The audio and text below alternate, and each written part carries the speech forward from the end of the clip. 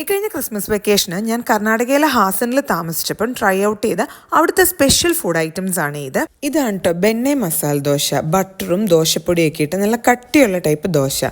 Taste എനിക്കിഷ്ടമായി, പക്ഷെ എനിക്ക് കുറച്ചും കൂടി ഇഷ്ടം നമ്മുടെ നാട്ടിലെ മസാല ദോശ. ഈ റവ ഇഡ്ഡലി സൂപ്പർ ആയിരുന്നു. റവയുടെ തരിതരി എന്നുള്ള ടെക്സ്ചറിൽ ലീവ്സ് ഒക്കെ ഇട്ട ഇഡ്ഡലി പുതിന ചട്നിയും കൂട്ടി കഴിക്കാൻ അടിപൊളിയായിരുന്നു.